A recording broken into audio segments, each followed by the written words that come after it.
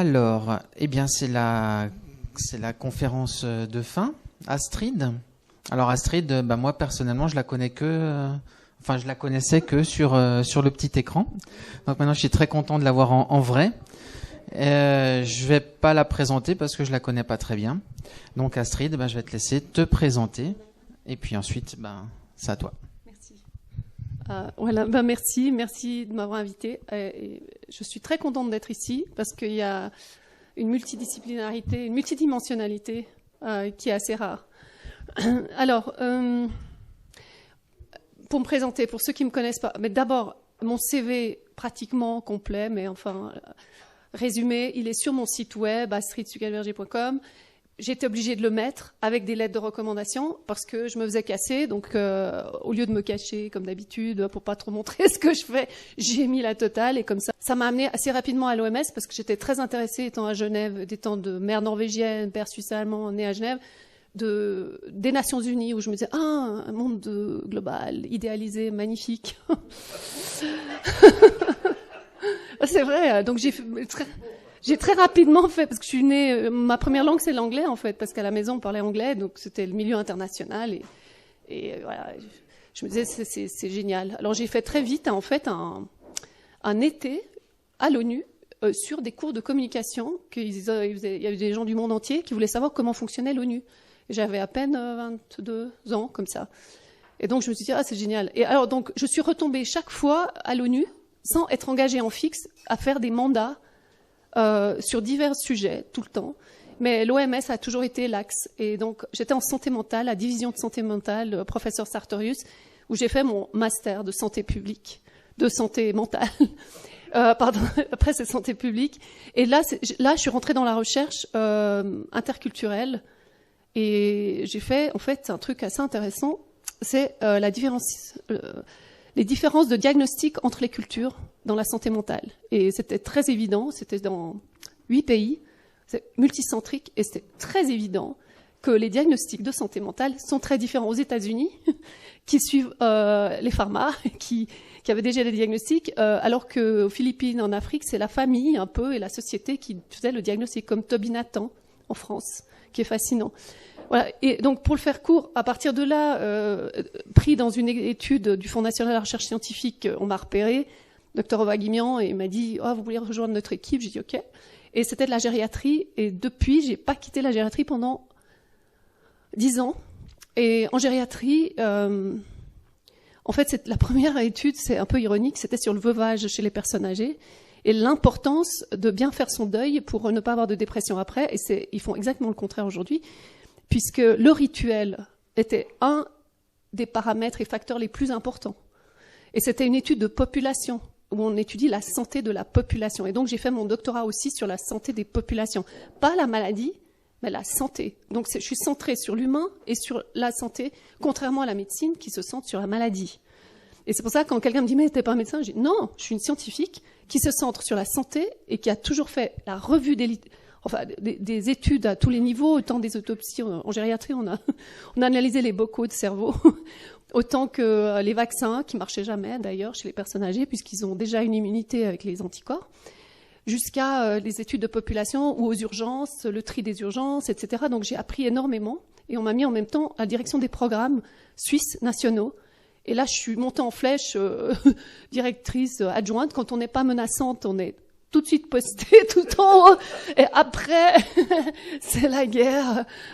Donc j'ai passé plusieurs épreuves, mais voilà. Donc toute la première partie de ma vie, c'était vraiment sur le vieillissement et l'évidence scientifique pour prendre des décisions politiques pour les politiciens. Donc à mi-temps, dans un programme national où on gérait 12 millions pour savoir comment prendre des décisions pour avoir un meilleur vieillissement en bonne santé. Ce qui m'amène à vous dire que la deuxième partie de ma vie, ma vie professionnelle, ça a toujours été en faculté de médecine d'ailleurs, la première partie aussi. Ça m'a amené tout de suite à l'OMS. Déjà la première partie avec la direction du vieillissement qui voulait me prendre dans l'équipe.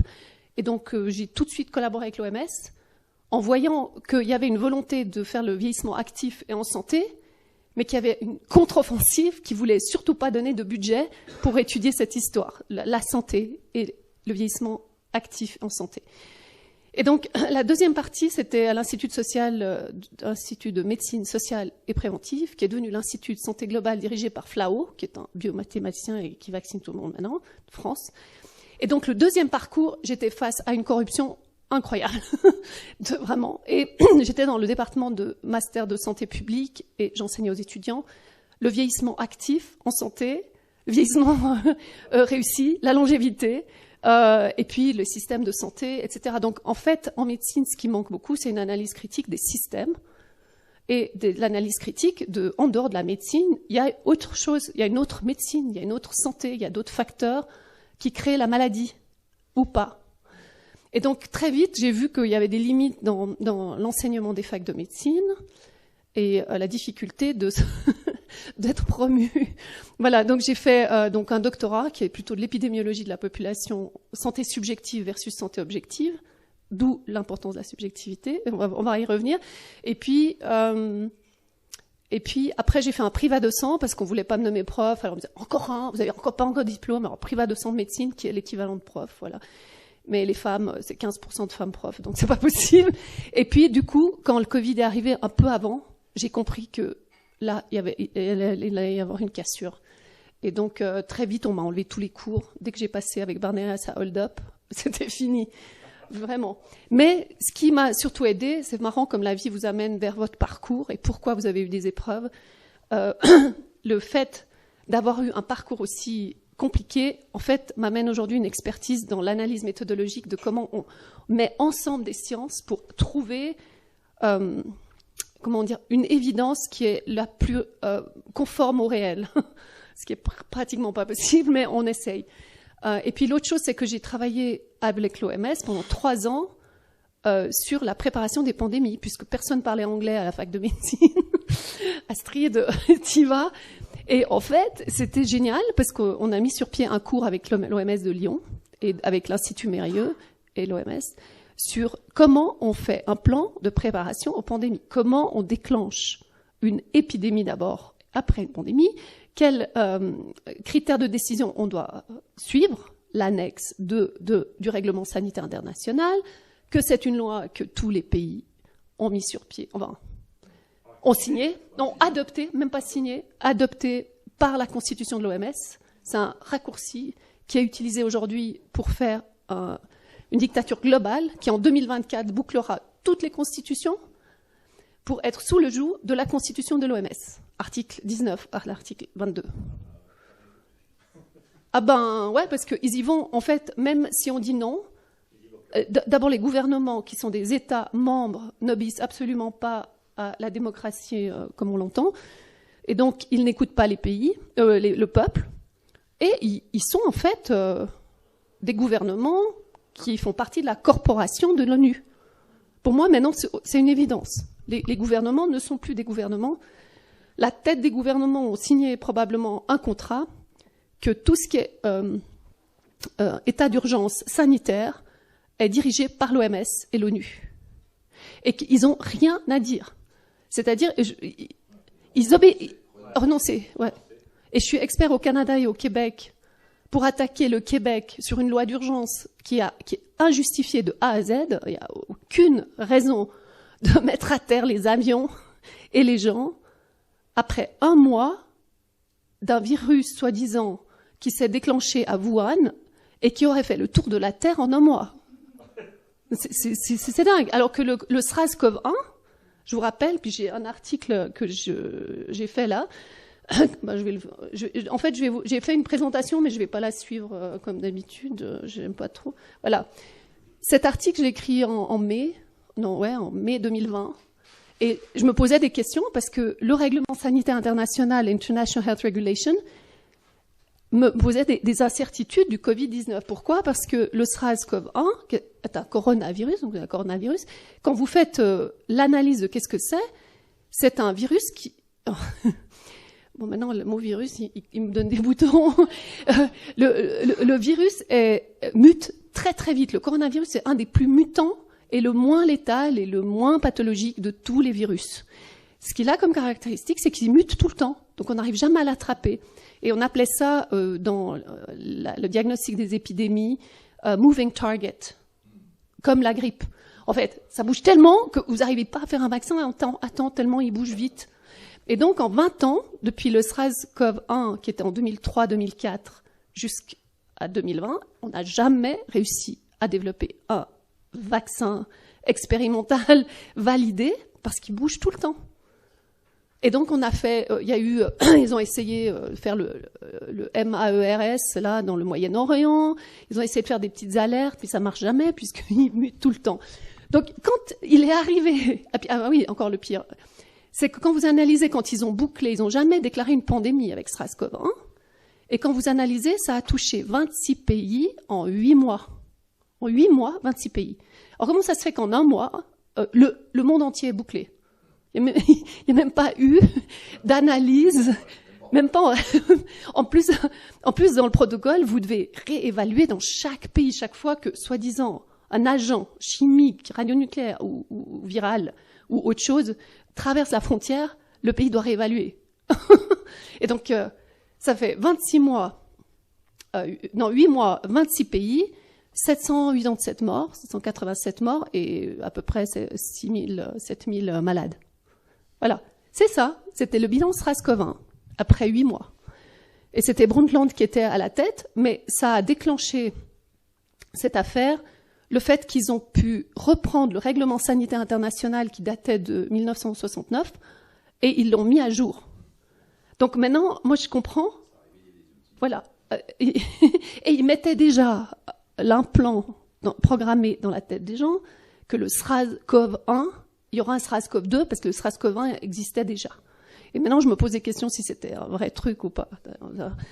Oui, c'était une répétition générale, juste au tournant et juste au même moment où Bill Gates, le fameux, qui avait déjà créé une alliance contre l'immunisation pour les enfants à l'UNICEF, en 2005, après que James Wolfensohn, avec qui j'avais collaboré à la Banque mondiale, il ne s'occupait pas de santé, à peine il est parti, Wolfowitz, qui était l'équipe de Bush, a pris la Banque mondiale et a signé des contrats qui sont officiels, vous pouvez aller les voir, avec l'OMS, la Banque mondiale pour les finances des pays, donc OMS, Banque mondiale et Gavi, l'Alliance globale pour l'immunisation égale vaccin, c'est des mots, hein. Voilà, Bill Gates, Mani, ils ont signé des papiers pour aller vacciner le monde entier. Déjà là, il y avait un plan. Et ils l'ont appelé, vous allez voir, c'est super intéressant, IFFIM, International Finance Facility for Immunization. Et ça vient de Goldman Sachs, l'idée. Et d'où vient Macron, d'ailleurs, c'est marrant, comme tout se retrouve. C'est génial. Donc, je vous le fais court pour que vous voyez à quel point c'est important ce qu'on est en train de vivre. Et comme ça a été planifié depuis longtemps et que ça fait aucun sens, parce que en comparant SARS-CoV-1 et SARS-CoV-2, vous voyez bien qu'il y a un problème. Et maintenant, en rétrospective, vous savez encore plus puisqu'il n'y a pas eu plus de mortalité en 2020 que les autres pays. Mais alors, en 2009, Bill Gates... Non, en 2006, il arrive à Genève, il crée, et puis vous voyez ça dans les registres des entreprises, il crée d'abord une fondation. La fondation Gavi. Après, en 2009, ça devient une organisation internationale d'un nouveau type que la Confédération signe. On a le document avec totale immunité. Donc j'en ai parlé sur le grand jury de Rainer Fulmich. Totale immunité pour une alliance globale pour le vaccin, pour l'immunisation, voilà, c'est la même chose. Et en 2009, il a commencé à mettre le pied à l'intérieur de l'OMS, au moment où nous, on faisait le cours d'implémentation du règlement sanitaire international. Et moi, je ne l'ai pas vu, celui-là, je ne l'ai pas vu pendant toutes ces années à l'OMS, jamais. Mais je découvre aujourd'hui qu'il avait signé ça, que la Suisse a, a tout donné, comme si c'était déjà une entreprise. D'ailleurs, elle est inscrite au registre du commerce à Bruxelles en 1993, après qu'on ait refusé l'entrée à l'Union européenne, sous la Suisse, et en 2014. Donc la Suisse est inscrite comme compagnie à Bruxelles, comme tous les pays du monde. Vous pouvez aller voir dans sec.gov, sec.gov. Vous pouvez aller. Il y a plein de choses un peu partout. Il y a même l'université de Stanford qui a tous les trucs légaux que j'ai trouvés. Les gens m'envoient des trucs. Voilà, donc Bill Gates, 2009, il rentre avec un statut nouveau, unique, d'organisations internationales avec immunité complète, il peut planquer dans les placards des squelettes et des morts où il veut, et des organes, et ben personne peut l'arrêter. La police ne peut pas rentrer dans le bâtiment sans l'accord du chef. Donc ça, c'est la première chose. Ensuite, en 2012, il prend les rênes à l'OMS du plan d'action global pour le vaccin, cette fois, de 2012 à 2020. Mais moi, ça, j'ai découvert à rétrospective, j'avais pas vu, parce que je vais pas à toutes les assemblées générales qui sont à Genève en mai. Donc, vous voyez que le plan de tout ce qui s'est passé cette année, nous amène à 2020 avec un déclenchement du SRAS-CoV-2, et le SRAS-CoV-2 n'a absolument pas été en lien avec le règlement sanitaire international. Ils ont fait semblant, mais d'abord, il faut le cas zéro. Le cas zéro, il est où le cas zéro? Parce que le cas zéro crée le vaccin normalement. Et dans Ebola, par exemple, c'est flagrant, mais c'est ce qu'ils font. Mais en fait, comme ils mutent tout le temps, ça fait aucun sens. Le deuxième truc, c'est qu'il n'y a pas eu d'isolation du virus selon le postulat de Cork, où il y a 4 paramètres. Il faut l'isoler, il faut le caractériser, il faut faire la causalité, et c'est la clé de tout, c'est la causalité. L'analyse répétée de la causalité des choses. Parce qu'en santé publique, on pense que c'est cette cause, alors que c'est toute une autre cause. C'est comme, je dis toujours, c'est un peu Agatha Christie, c'est une analyse de la scène de crime, et tout le monde peut s'en mêler, et tout le monde peut avoir raison à un moment donné, parce qu'il a apporté de l'eau au moulin. Et ensuite, c'est la conscience humaine qui doit comprendre qu'il y a une logique méthodologique chez les scientifiques et qu'il faut accepter que si, dans un microscope, on voit quelque chose, on doit le mentionner. Dans les vaccins, par exemple. Mais voilà, donc on arrive à l'année 2020, pas de caractérisation du virus, pas de causalité, pas de transmission, pas d'analyse de transmission. Jusqu'à ce jour, il y a de plus en plus d'instituts universitaires qui montrent qu'il y a pas d'isolation. Ils disent, il est où? On ne le trouve pas. Et pourquoi? Parce qu'ils ont réussi à mettre quelque chose qui avait déjà été utilisé par Fauci et par Montagnier contre celui qui a inventé le PCR, Karim Mullis, qui disait ça n'a aucun sens dans une pandémie d'analyser les infections ou quoi que ce soit, c'est un objet de recherche, c'est tout, quand on sait ce qu'on cherche. Et donc, ils ont utilisé un PCR, ils avaient déjà essayé avec H1N1, ça n'a pas marché. Et ce PCR n'a pas été validé au niveau international. Et par la loi d'urgence, en fait, ils ont déclenché un plan de dictature globale en 3 secondes. En 3 secondes. Oui, voilà. En faisant semblant, en fait, avec les médias, McKinsey, Deloitte, les médias ont obéi à une doxa qui était planifiée. Et c'est vraiment très grave. Donc, le PCR, l'OMS a commencé à dire de l'utiliser. Et jusqu'à ce jour, le mot Covid-19 est utilisé, alors il fait aucun sens, et le PCR est utilisé, et il ne fait aucun sens. Pourquoi? Parce que d'abord, ça fait de l'argent, et ça garde les gens dans une peur et une terreur qui est systématique. Et c'est ce que je dis souvent, c'est que, en fait, si on veut partager ce qui s'est passé, j'ai fait une slide que je fais souvent, c'est que la phase 1, de 2020 à 2021, c'était la création de la peur. Alors, ils ont commencé avec un virus, parce qu'il faut bien atterrer les gens. Les gens, qu'est-ce qu'ils ont peur le plus? C'est de mourir, d'être malade. Donc, ils ont bien compris que c'est là où on baisse l'immunité le plus, la peur d'ailleurs. Donc, création de la peur avec un virus hyper mutant, mortel. Et donc, encore un truc, si vous allez voir les emails de Fauci, le numéro 1233, c'est marqué email de la Chine à Fauci, lock down the world now. Et donc, mettez à terre, fermez, bouclez le monde entier. Maintenant, c'était vers le 15 mars 2020. Et donc, le monde entier a reçu la même directive. Donc, ceux qui comprennent pas que c'est vraiment un truc diabolique déjà à la base, ils vont pas croire ce que je vais dire après. Bon. Alors, donc, le but, c'est de faire peur, de faire un faux diagnostic, d'obliger les gens à être chez eux pour être isolés pour pas qu'on parle, de casser les scientifiques pour surtout pas qu'ils parlent, de censurer. Et donc, du coup, ils pouvaient imposer leurs images, l'interdiction de faire des autopsies, ce qui est dans une scène de crime. Dans tous les films que vous voyez, l'autopsie, c'est la preuve. Et c'est quand même fou. Alors, vous voyez le film qu'on a vécu, quoi. Maintenant, je vous fais un sens de cohérence parce que, en fait, j'ai remarqué que le sens de la cohérence, c'est très important d'en avoir. Même si on a un scénario A, B, C, là, tout ce que je vous dis, c'est dans les rapports que j'ai faits, c'est dans les rapports depuis le début.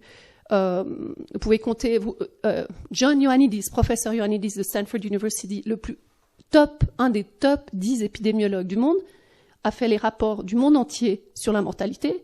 Il n'y a pas d'excès de mortalité dans les pays. Et il l'a publié 3 fois dans l'OMS, dans le bulletin de l'OMS, en janvier 2021. C'est quand même fou. C'est comme si, après, ils s'affranchiront, ils diront, ben non, nous, on avait publié. Hein. On avait publié. On est couvert. Mais en fait, ils jouent. Ouais. Je crois que c'est ça, parce que je comprends pas comment ils peuvent le faire, mais en fait, ouais. Ah ouais. Ah bah ouais, on va revenir. Alors, pourquoi ils ont fait ça? Parce que le but, et c'est clair aujourd'hui, on met des années à développer une injection expérimentale. En plus, une recherche scientifique, clinique, elle se passe en clinique. Sur 50 personnes, 80 pour avoir une significativité en clinique, on prend 80. De Nantes, en psycho, ils prennent 50 ou certaines fois avec 20. Dans certaines sciences, on prouve des choses, mais en clinique, c'est au moins 80. Et donc, ils n'ont pas fait d'analyse clinique, ils n'ont même pas fait d'analyse d'animaux. Ils les ont fait parce qu'ils sont tous décédés, les animaux, voilà. Et donc, ils ont sauté la barrière des 80 et ils sont allés directement dans le monde entier. Moi, j'ai eu j'étais choquée parce que j'étais dans le comité d'éthique de recherche internationale de l'OMS pendant 4 ans. J'analysais les protocoles. Ils n'ont jamais accepté des protocoles de recherche qui sont créés par des pharma. C'était no go, c'est dehors. Et là, la pharma est clairement derrière. Publicité, Pfizer, Moderna, toutes les télés, AstraZeneca, et on impose ça au monde entier et l'OMS devient un marchand de cette injection qui est expérimentale. Et ils n'utilisent pas le mot expérimental, ils utilisent tout le temps le mot vaccin validé, pratiquement. Donc ça, c'était un deuxième choc de voir qu'aucun protocole de recherche a été respecté et aucun cadre éthique n'a été respecté. Alors la première, c'est le conflit d'intérêt total. C'est jamais une pharma qui crée un protocole de recherche et qui le suit. Ensuite, que s'il y a des conséquences, non seulement ils n'arrêtent pas, mais ils ne payent pas les dommages et intérêts de quelqu'un qui meurt, de quelqu'un qui est malade et handicapé toute sa vie. Et l'autre, le pire, c'est le consentement. En fait, on doit respecter le consentement informé. Alors non seulement il n'était pas informé, je vais vous montrer pourquoi, mais il n'y avait pas de consentement. C'était, comme dit Maître Virginie Laroche-Orecha, avec qui j'ai beaucoup collaboré pour comprendre le problème juridique, c'était extorsion de consentement, abus de pouvoir, abus de faiblesse pour les gens âgés qui ne comprenaient pas, les handicapés, les enfants, et complicité de tentative de meurtre, même d'empoisonnement. Et puis c'était vraiment les 4, là on peut le dire, parce que ça a été mis, et il y a eu des procès qui n'ont rien donné. Donc vous voyez qu'on arrive à un truc de kafkaïen, de aberration totale, d'une imposition, d'une expérimentation globale, en temps réel, en plus d'un lockdown global, d'une dictature. Donc 2 ans, 2020-2021, pour imposer un genre de imprimerie mentale, on dit un pattern, oui, que la mémoire est créée dans le cerveau et que les gens ont dit Covid, ils ont peur, ils ont peur, et tous le masque. Encore aujourd'hui, ceux qui mettent les masques doivent être terrorisés. Parce que pour moi, c'est un des critères de quelqu'un qui a été programmé très profondément par ce qui s'est passé pendant 2 ans. Donc, installation planifiée, je peux vous donner tous les documents, corruption et conflit d'intérêts, alors clairement. Maintenant, on trouve tous les contrats de McKinsey. J'ai même des gens de l'OMS qui m'ont dit McKinsey a signé avec l'OMS pour des millions.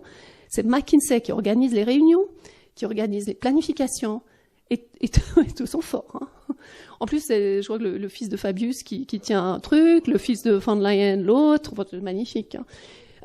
Et fraude scientifique systématique, puisque tout, je veux dire, rien n'est respecté dans la science, et en plus les comités scientifiques sont remplis de gens qui ont des conflits d'intérêts et qui sont payés. Et on peut retrouver toutes les universités, dont Genève, qui faisaient la pub de Pfizer et de Moderna, et qui ont des conflits d'intérêts. Ils ont été payés soit par la fondation Bill Melinda Gates, soit directement par la Gavi.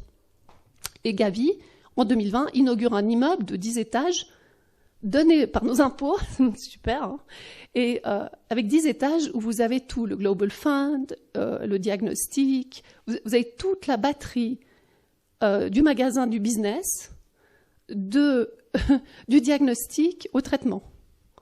Et ça tout dans 10 étages, d'un un genre de trident, un immeuble en face de l'Intercontinental, si vous allez à Genève. Voilà, donc ça c'est phase 1. Et puis on va voir en fait après ce qui est en train de se passer, parce que... non, je vais le dire maintenant, parce qu'après on va aller un peu plus en détail. Ce que les gens ne se rendent pas compte, c'est que l'OMS avance comme un bulldozer, et ils se réunissent chaque année en mai, mais ils ont cette fois fait des réunions d'assemblée générale tout à coup au milieu de l'année, et puis ça, c'était pas prévu. Et puis, ils ont avancé dans un agenda où ils voulaient changer le règlement sanitaire pour ajouter un traité de pandémie. Et ce traité de pandémie, je l'ai bien étudié, c'est prendre les constitutions du monde entier sous la constitution de l'OMS, qui dit à l'article 21 que l'OMS, sous une situation d'urgence, c'est pour ça qu'ils veulent toujours qu'on soit dans l'urgence et la peur, peut décider des définitions. Ils ont changé la définition de la pandémie, qui est normalement une mortalité élevée, totalement anormale d'une souche qu'on connaît, ou bien des immunisations. La seule immunisation, c'est le vaccin, parce qu'il n'y a plus d'immunisation naturelle. Donc ils font croire, et c'est ça qui est important, c'est de comprendre où ils veulent aller. Leur plan, c'est d'enlever la santé, et vous devez prouver que vous êtes en bonne santé, parce que vous êtes tous des malades, tout le temps. Ils renversent les valeurs. Toujours les valeurs, au nom de la paix, ils font la guerre, l'OTAN, l'ONU. Voilà. Et donc, ce qu'ils veulent faire, c'est là, ils ont produit 2 papiers l'année dernière, 2 gros dossiers. C'est sur ça que je vais venir. C'est la digitalisation de la santé et du monde. Et ça fait depuis 2019, j'ai été regarder, en fait, ils en ont fait plusieurs. L'implémentation des investissements pour la digitalisation de la santé, la digitalisation du Covid, le statut du vaccin avec le certificat Covid. Tout ça est autour du QR code et qu'en fait, il va falloir digitaliser les gens pour savoir s'ils sont vaccinés ou pas, par exemple. Ou des tests, est-ce qu'ils ont fait leurs tests, etc. Donc vous voyez il est là, vous pouvez même le regarder, la documentation digitale, c'est infect à lire.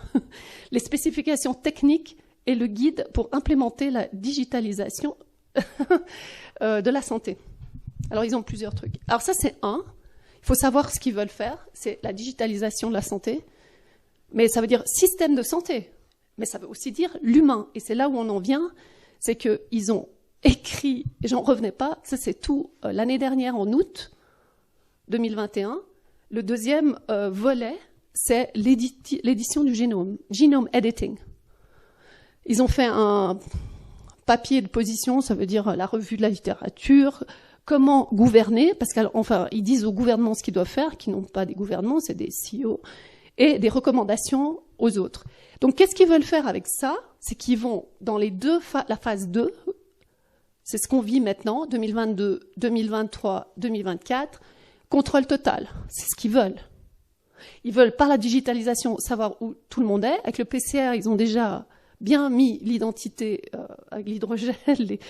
Ils ont mis, en fait, au bout des sticks du PCR, on a retrouvé du lithium, de l'hydrogel et des nanoparticules, et on ne sait pas toujours ce que c'est, donc on suppose qu'il y a aussi des choses d'identité qui vont directement au cerveau, mais aussi avec l'injection. Et on va en parler un peu. L'injection, en fait, à l'intérieur de l'injection, ce qui est certain, c'est qu'il y a une identité.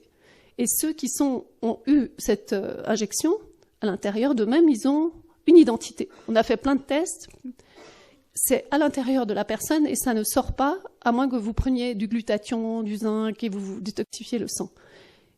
Et l'idée, en fait, cette identité, ce qui est débile, c'est qu'elle reste dans le sang post-mortem. reste dans le corps. Et même les embaumeurs, quand vous enlevez le sang, c'est un Belge avec un avocat qui m'a attesté ça. Vous faites un truc dans l'autopsie, vous enlevez le sang, et même après ça, on voit encore l'identité. Et quand les gens sont enterrés, vous voyez encore l'identité. Donc c'est quelque chose qui est allé dans, je sais pas comment, mais dans les organes, on le comprend pas. Ben, vous prenez, moi j'étais dans l'avion et il y a un truc qui s'appelle BT Bluetooth. Il y a 2 types. Il y en a un, vous pouvez voir à combien de centimètres les gens sont de vous. J'ai testé dans l'avion. Je m'amusais à. Il y a un nombre incalculable. Je crois que 80% de l'avion était vraiment avec une identité. Et l'autre, alors elle a des choses. Je pense que c'est les gens. Ben peut-être toi tu comprendrais. Il y a une identité numérique et il y a les DMB. Et il semblerait qu'il y a des gens qui ont 97, il y en a moins 97, moins 57. Et il y a des paramètres que moi je peux pas lire, je comprends pas ce que ça veut dire. Ouais, faudrait regarder. Voilà, je peux te montrer. Enfin, il y a peut-être pas déjà vacciné ici, mais on peut les trouver. Non, mais je vous assure, c'est complètement fou cette histoire. Donc, en tout cas, ils savent qu'ils peuvent avoir une identité, qu'ils peuvent tracer les gens. Et donc, la phase 2, le contrôle total, c'est non seulement dans la santé publique, on parle de politique de santé parce qu'il y a un système de santé. Donc, vous digitalisez le système de santé. Et à la Commission européenne, où je suis expert sur plusieurs panels d'innovation, on était, avec le vieillissement, dans des projets de recherche sur la digitalisation de la vie des personnes âgées. Et en Autriche, où c'était sur l'innovation et la médecine, c'était sur Smart City Vienna. Smart City, là et là et là, soi-disant pour le bien de la population. Il y avait même organ on a chip, ChipMe, voilà, donc ils mettaient des organes sur des chips et puis ils font pousser des organes. C'est magnifique. Et donc, on fallait valider ces projets de recherche. Et jusqu'à, je pouvais encore vous prendre un autre exemple flagrant l'année dernière. C'était une compagnie avec des chercheurs, parce qu'il fallait mettre les compagnies, les chercheurs et les gouvernements ensemble pour créer l'innovation. Et c'est comme ça, avec la recherche, ils commencent à créer le jardin qu'ils veulent créer. C'est super intéressant. Et donc moi, je me retrouvais toujours à défendre l'éthique, et notamment dans ce projet-là, c'est des brosses à dents électriques, comment on dirait, des e-toothbrush, des brosses à dents. Dans le Nord, il y a beaucoup de dentistes, c'est très important d'être dentiste dans le Nord. Et ils avaient créé une brosse à dents qui avait une lecture de la bouche de la personne qui se brosse les dents. Donc, vous vous brossez les dents, la personne âgée, d'abord, si elle ne sait pas brosser les dents, il y a un bouton rouge qui s'allume, pas brosser les dents. Mais d'abord, tu as le orange, après le rouge. Et donc, ça, c'était pour faire du bien, toujours au nom du bien, que la personne se brosse les dents, parce que l'hygiène buccale, effectivement, est très, très importante pour le cœur, le cerveau, pour tout. Les spiroquettes se mettent là, ça peut créer des maladies pas possibles. Et la deuxième chose, bon, ça, c'était vraiment grave, c'est que la brosse à dents donnait des éléments biologiques transmis par ordinateur, les données, et il pouvait prendre des photos de la bouche et c'était transmis au dentiste. Mais par quel moyen? Par une boîte. Donc ça sort du réseau de la protection des données, ça passe vers une boîte et ça revient dans le cabinet du dentiste qui regarde et innocemment ne sait pas que ça peut passer dans les GAFAM en 3 secondes, surtout s'il y a Alexa. D'ailleurs, moi, je refusais à chaque fois Alexa, ça s'est passé. Parce qu'Alexa, ceux qui ont une petite boîte qui obéit, vous faites partie du Smart City. On sait tout ce que vous faites. Même les écrans nouveaux, il paraît qu'ils peuvent voir ce que vous faites dans votre maison. Donc, gardez vos vieilles voitures, elles sont pas tracées, gardez vos vieux appareils, parce que le nouveau, c'est vraiment pas bon, hein, tout est tagué. Donc ça s'appelle Smart City, Smart Home, et si vous voulez, il y a dedans l'intelligence artificielle qui va jouer là-dedans. Il y a ce qu'on appelle le Internet of Things, l'Internet des choses, l'Internet des bodies, l'Internet du corps. On est en plein dans le vax. Mais il ne faut pas vous effrayer, je vais aussi dire du positif.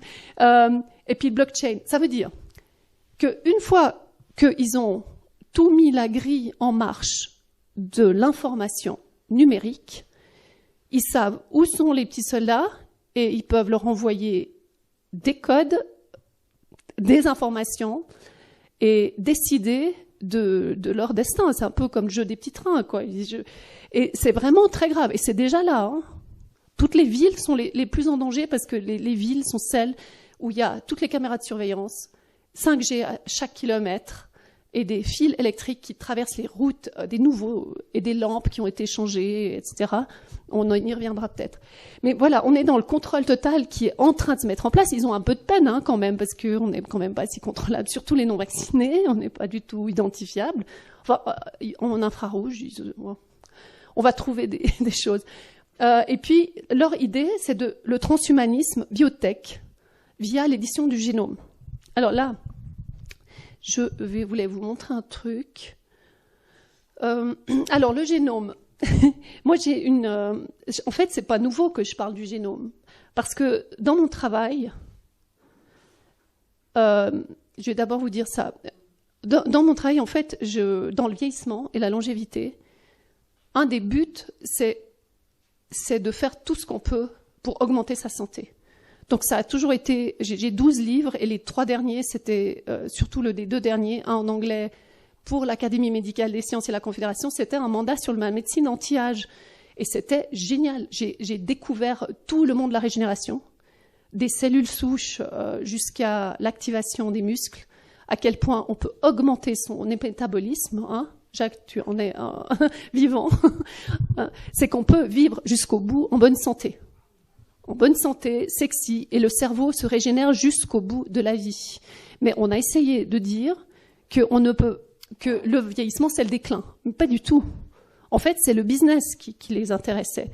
Donc, en venant avec un nouveau business de biotech, ça leur a plu. J'ai dit, mais on peut changer les pièces, en fait, on peut robotiser l'extérieur et l'intérieur. Les pacemakers sont intérieurs. Ceux qui n'ont pas un pacemaker, ils seraient morts avant. Si vous n'avez pas une hanche en titane, ben vous pouvez devenir handicapé. Ça, c'est à l'intérieur.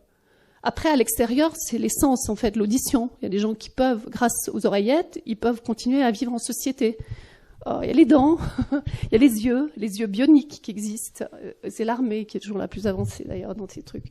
Voilà, donc en fait, moi, j'allais dans le monde positif oui, on peut tout remplacer, en fait, à l'intérieur, à l'extérieur, et on peut booster les hormones, et on peut booster ça, donc tout mes livres, c'est pour ça. C'est d'essayer d'augmenter la santé, ce qu'eux appellent « human enhancement ».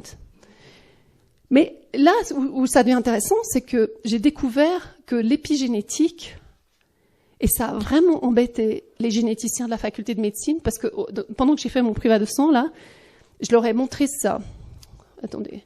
Donc l'épigénétique, pour ceux qui ne savent pas, c'est l'expression du génome. Donc on a un génome, et ce n'est pas tout ce qu'on a. Dans le génome qu'on a décodé en 2000, soi-disant, le génome, il y a beaucoup plus derrière que juste un génome. Il y a le génome caché, il y a le génome poubelle, et comme ils inversent toujours les données, c'est le génome poubelle le plus intéressant. Et donc, on a un potentiel de créativité énorme, mais pas seulement ça. Ce qu'ils ont été d'accord d'accepter, c'est l'épigénétique. Donc l'épigénétique, ça veut dire l'expression du gène. J'ai travaillé beaucoup avec les Russes parce qu'ils sont très avancés dans les peptides et la biorégulation. Et c'est eux qui m'ont vraiment appris comment parler le mieux possible. C'est que l'épigénétique, c'est l'expression du génome, et le secret qui a énervé ça les a tellement énervés. En fait, les études de jumeaux, hétérozygotes, homozygotes, adoptés, pas adoptés, ça s'appelle the Swedish Twin Study de Peterson ou Kirkwood ou d'autres, ont prouvé, et ça a été prouvé de plus en plus dans le transgénérationnel aussi, c'est que les facteurs génétiques qui sont importants au début de la vie, mais en fait, ils diminuent pour atteindre que 25% à la fin de la vie. Ça veut dire que, à mesure que vous vivez, 70 à 75%, c'est ce que vous faites, c'est l'épigénétique. Et il y a 3 facteurs dans l'épigénétique. Il y a l'environnement, tout le monde parle de l'environnement, donc l'eau, l'air, donc chemtrail, tout ça.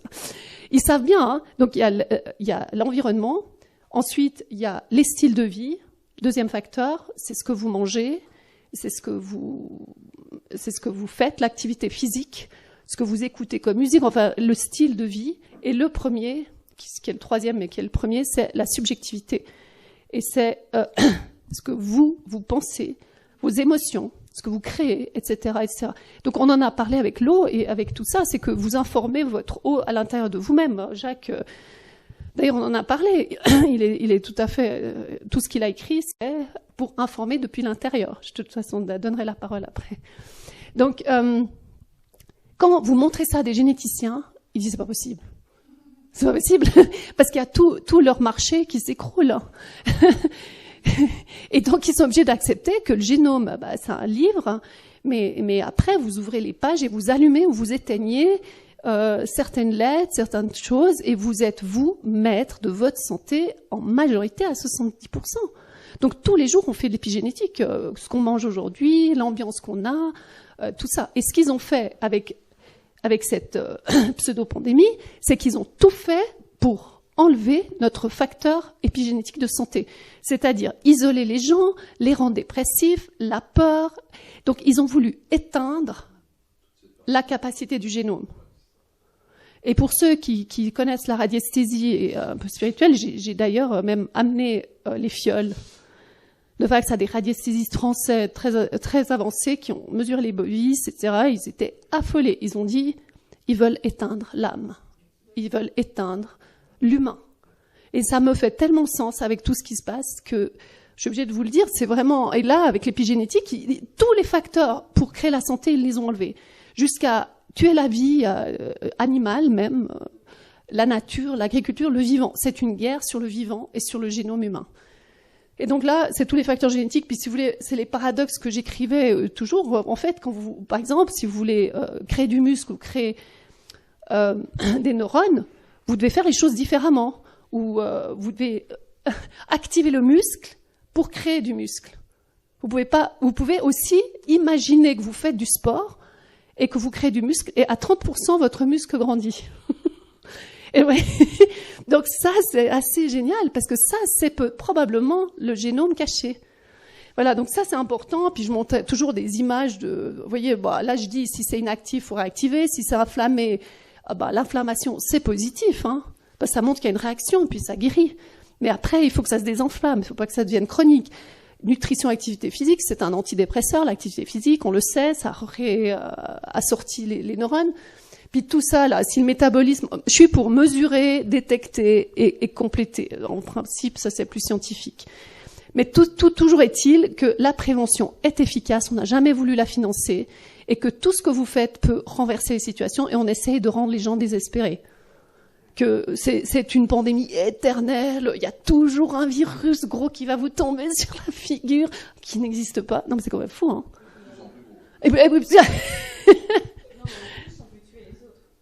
Oui, oui, on est très dangereux.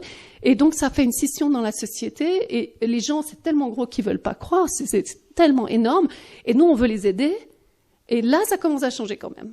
Ça commence à changer. Mais donc, voilà, il y a plein de facteurs qui sont liés à la santé, le bien vieillir. Il y a une autre chose qu'ils veulent pas vous montrer, c'est qu'il y a un continuum de bien-être. Et là, c'est le décès. Et ça, c'est la santé au plus haut niveau. Mais vous pouvez toujours aller dans le curseur avec l'épigénétique. C'est pas, vous êtes malade, vous êtes bonne santé. Non, il y a un organe qui peut être malade, l'autre il est mieux, et puis on peut toujours augmenter. C'est ça, dans le concept de la médecine, c'est très binaire. Et c'est très dangereux le binaire. Très. Alors je voulais vous montrer un graphique parce qu'on veut... Ah voilà, c'est celui-là. Ouais, celui-là, je l'ai montré. J'enseignais aussi aux hôpitaux. J'ai participé d'ailleurs au protocole des hôpitaux pour faire des cliniques de prévention. Mais ils voulaient faire tellement d'argent avec des fous. Je leur disais, il faut diagnostiquer les métaux lourds. Ah non, ça coûte trop cher. Ah il faut diagnostiquer la maladie de Lyme. Oh non, c'est trop cher. Ah, j'ai dit, vous oubliez, hein, je vais pas vous aider. Donc ça, c'était un des graphiques qu'ils ont beaucoup aimé. Et c'est là qu'on peut voir ça, c'est le génome. Et avec ça, vous faites la prédiction. C'est ce qu'ils font. Ils essayent de dire, on peut prédire, vous pouvez décoder votre génome, vous payez 800 francs en Espagne. Je sais plus le nom. Voilà. Après, ici, l'épigénome, c'est ce que vous faites, les facteurs épigénétiques, style de vie, environnement, subjectif. Ça exprime un ARN, mais je pense qu'il y a beaucoup plus qu'un ARN. Hein. Ils sont obsédés avec l'ARN, messager. mais il y a beaucoup plus de messagers. Ça crée des messagers parce que vous appuyez sur la bibliothèque et elle va libérer pour imprimer le protéome. Mais dans le protéome, c'est les protéines. Donc les protéines, c'est très important pour garder ses muscles et tout ce qu'il y a. C'est l'outil qui fait les choses arriver et ça arrive ensuite sur le métabolome. Donc il y a tout un processus qu'ils connaissent très bien. La santé est multidimensionnelle, ça va du plus petit au plus grand. Voilà. Donc si on vous fait croire qu'il y a un virus, bah oui, vous croyez qu'il y a un virus, il n'y en a pas. Alors attendez, il y avait un autre truc que je voulais... donc ça c'est bon, vous avez compris, c'est assez important. Ouais, donc en fait, c'est avec la nourriture que vous pouvez guérir, mais je voulais parler de ce qu'on a parlé là. Ah oui, attendez, voilà. Donc là, c'est tradition et technologie, et c'est là-dedans que je montre aux gens en général que une personne âgée, le plus on prend de l'âge, le plus il y a de technologie à l'intérieur et à l'extérieur, et même dans le métabolisme, il y a de plus en plus de pharma. Donc l'être humain est envahi par des prothèses mécaniques, mais maintenant, elles sont pas seulement électriques, elles sont électromagnétiques. Vous avez une prothèse, vous pouvez la voir avec votre iPhone, vous pouvez voir. Donc on est dans une ère où on arrive dans un endroit où le corps devient le lieu d'un business énorme de longévité pour garder la forme, mais qui n'est plus que mécanique, mais électromagnétique. Et là, ça devient dangereux. Ça veut dire que quelqu'un peut prendre les manettes de votre prothèse à distance. Vous voyez, et donc, quand vous comprenez ça, vous comprenez que notre organisme, et puis on a dit avant l'eau, on est de l'eau à 80%, et donc, ce qu'on a trouvé dans les fioles, mais j'arrive au point final, la chute. Donc, on est dans un contrôle total, et ce qu'on a trouvé dans les fioles, qui sont vraiment les dernières études, on a trouvé numéro 1, on se pose la question si ce qu'il y a dans les fioles est biologique ou pas biologique. Et ce qu'on a fait, comment, moi je ne savais pas, mais le critère c'est de trouver avec un spectrogramme, ou spectrographe, du phosphore et... c'est quoi le deuxième? Du phosphore et du... un deuxième. Je l'ai plus là, le mot. Ouais. Enfin, ces deux paramètres, on les trouve pas dans les fioles. Ça veut dire que c'est pas biologique. Donc si ce qu'il y a dans les fioles, c'est pas biologique, nitrogène et phosphore. S'il n'y a pas nitrogène et de phosphore, c'est pas biologique. Donc c'est quoi? C'est synthétique. Et David Martin, qui est un des chefs des patentes aux États-Unis, qui a fait son mea culpa, il a dit on n'aurait jamais dû accepter les brevets sur le vivant et sur le Covid. Et il y avait déjà le brevet du Covid en 2003-2005, il les a sortis, SRAS-CoV-2, il a sorti, ouais. Ah ouais, toi tu sais. Et donc, il y a toute une série de brevets qui auraient jamais dû être validés parce qu'il n'y a pas de vivant et c'est que du synthétique. Donc, on arrive maintenant à voir que les médecins infectiologues ne comprennent plus, donc ils ne veulent pas en parler, et ils continuent à parler du RNA biologique, du spike RNA biologique, alors qu'on est dans une situation où le vivant a été injecté avec des nanotech, parce qu'on sait maintenant par les analyses, je vais vous citer beaucoup de noms, mais bien sûr tout le monde connaît la première, c'est le professeur Campra de l'Université de Madrid, d'Almeida, qui a montré qu'il y avait 90% de nanoparticules d'oxyde de graphène. Il y en a d'autres qui ont dit qu'il était réduit, d'autres qui ont dit que c'est de l'hydroxyde de graphène, voilà. Et ça, c'est la première chose. Ensuite, ça a été confirmé par les Argentins, par les Latinos, par des Américains. Et ensuite, de plus en plus, on a trouvé, et ça c'est le professeur Burkhardt et le professeur Lange d'Allemagne et d'Autriche, qui, ensemble, des pathologues, ont pris leur microscope électronique à fond noir et qui ont, devant un juge, fait le procès verbal qu'il y avait des métaux lourds, du nickel et du chrome, et peut-être d'autres, qui avaient de l'oxyde de graphène, qui avait quelque chose qui ressemblait à un parasite et qui avait quelque chose qui ressemblait à un RFID, un petit transistor. Donc, c'est un état des lieux et il a été super, le professeur Burkhardt, il dit, bon, alors on a trouvé des choses qui n'ont pas été déclarées par Pfizer et Moderna et donc, ils sont accusés d'avoir mis, sans informer les gens, des choses hautement toxiques, c'est très toxique. Mettez un bout de fer dans votre peau puis vous allez voir ce qui arrive. ça vous empoisonne. Et donc, ils sont accusés de crimes contre l'humanité. Donc, ça a commencé ça en septembre l'année dernière. Et depuis, les rapports foisonnent partout et on trouve toujours plus de trucs et des trucs incroyables. Jusqu'à maintenant, un des derniers, un électricien d'Équateur qui regarde à fond noir, on avait déjà trouvé des nanocircuits, des choses un peu bizarres. Dans les autopsies, les embaumeurs trouvent des genres de caoutchouc filaments non biologiques dans les autopsies. Mais alors là où je veux en venir, c'est qu'on a trouvé, il a trouvé cet électricien, électro-ingénieur. Il a dit, moi, comme électro-ingénieur, je peux reconnaître un circuit électrique et je peux vous assurer que c'est un circuit électrique. Et il a dit, j'ai même allumé la 5G et le circuit s'est mis en place, je l'ai éteint et il s'est dissous. Donc il y a une interaction qui est avérée maintenant par d'autres, par l'information électromagnétique d'une 5G sur le vaccin et donc sur le matériel qui est à l'intérieur des corps, qu'on peut voir dans la fiole. Il y en a d'autres qui ont trouvé à température ambiante l'éclosion de bulles avec des hydres, etc., etc. Donc, où on en vient maintenant, moi j'ai fait un rapport pour les juges de France l'année dernière, et j'étais assez loin dans l'analyse d'ARPA, la défense américaine, les recherches, et je vous invite à voir la vidéo de Charles Morgan sur la psychoneurobiologie et la guerre, Psychoneurobiology and War. Et lui, alors, il fait clairement le lien entre l'oxyde de graphène et la prise de contrôle à distance des singes et des humains. Mais carrément, avec un humain, ils ont fait ça aux Philippines, quelqu'un avait l'oxyde de graphène dans son corps, et ils ont envoyé des codes depuis l'Amérique, avec un appareil où un chirurgien faisait des mouvements de chirurgie, bien sûr c'était pour faire de la bonne chirurgie, etc. Et les commandes que la personne faisait aux États-Unis étaient répliquées chez l'autre, et il le faisait sans pouvoir le contrôler lui-même. Ça veut dire qu'il a dit, c'est marrant, je bouge et je fais rien. Donc, c'est pour vous montrer que c'est marrant.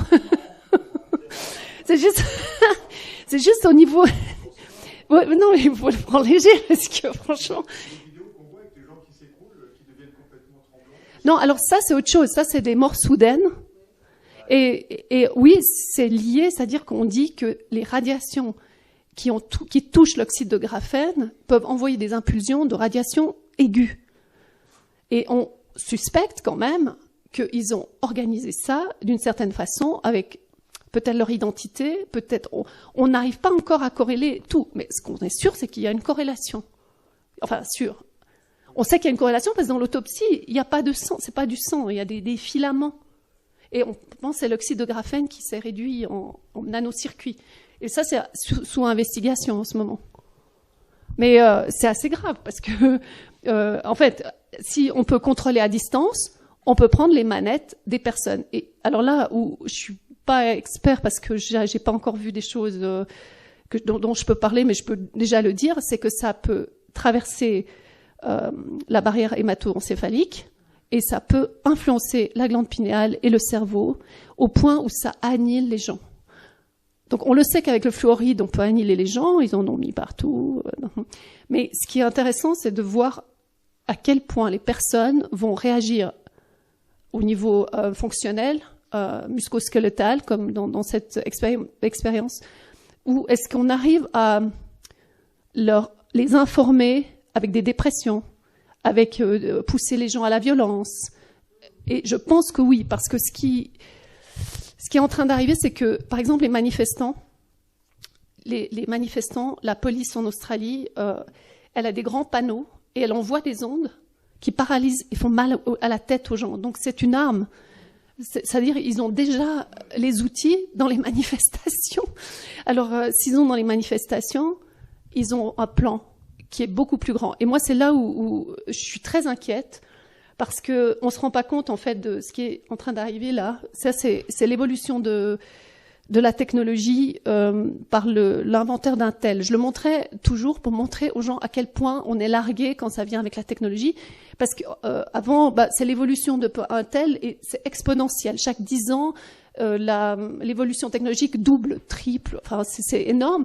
Jusqu'à ce qu'ils appellent singularity is near. C'est que tous les cerveaux du monde seraient rassemblés dans un ordinateur et qu'il est plus puissant que tous les autres. Ils appellent ça singularity. On y est déjà ou on y est presque. Et c'est ça, ils ont peur du basculement, de l'intelligence artificielle qui pourrait tout gérer. Je vous dis tout, le film science-fiction. Oui, moi j'essaie de le connecter quand même à la réalité. Alors, il y a un truc qui me préoccupe beaucoup, bien sûr que c'est les 5G parce ils ont augmenté énormément.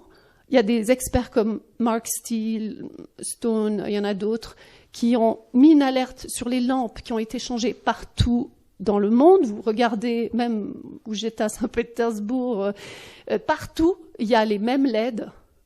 Et Mark Steele, il est en Angleterre, je crois, à Lancaster, il a fait descendre le lampadaire avec les flics, ils l'ont ouvert, et il a trouvé à l'intérieur de ces lampes des choses qui ne devraient pas y être. Et lui, il appelle ça des armes de destruction. Il dit que c'est c'est ce que je disais hier, des radars à micro-ondes. Alors, moi, je suis pas experte, mais lui, il dit, il faut tout de suite arrêter ça, parce que c'est des armes de destruction, c'est des lasers. Tu connais? Bon. Et, ouais. Donc, voilà, on arrive à un endroit maintenant où je suis obligée d'en parler. Bruno en a parlé. C'est-à-dire que on est dans une science où on nous a caché l'avancée des sciences. Et une des choses que maintenant je sais, qui était une des pièces du puzzle, c'est que Jacques Benveniste avait trouvé des codes synthétiques qu'on pouvait associer à un état biologique, mais c'est des codes synthétiques. Et j'aimerais bien que tu en parles un petit peu, peut-être, ou que tu expliques mieux que moi. C'est des codes bionumériques que moi j'ai retrouvés d'ailleurs dans des annexes du papier que j'ai fait pour les juges, où j'ai mis les codes bionumériques à la fin en me disant c'est dingue, c'est incroyable. Donc DARPA, code bionumérique, on peut enclencher Ebola. Et ce qui rejoint quoi? Le booklet que je vous invite à voir de novembre l'année dernière, où la CDC, le Centre des maladies, le Center of Disease Control, a publié une BD pour le militaire qui s'appelle « Préparation à la pandémie des zombies ». Et donc, si on va dans l'hypothèse du scénario que c'est possible, c'est tout à fait possible que les gens, ce qui va arriver maintenant, ils pètent les câbles, ou ils n'arrivent plus à se diriger où ils sont mal, et que on va devoir être face à des personnes qui se comportent pas d'une façon aussi normale que ce qu'on pensait, parce qu'ils ont eu des codes et qu'ils obéissent à des codes. Alors ça, c'est possible, mais il y a aussi des anticodes. Aux États-Unis, en Californie, il y a tout un travail sur la bioacoustique que les globalistes connaissent très bien, puisque les banques nous ont déjà enregistré le signal de notre voix vocale et qui vous reconnaît la voix. Ça m'est arrivé, une banque en Suisse, et qui m'a répondu un message avec mon nom, alors que donc vous voyez, eux ils le savent déjà. Voilà, donc on est dans l'ère et nous on parlait il y a la note et il y a l'antinote. Donc et donc il y a le code et il y a l'anticode. Et donc on a des solutions, et c'est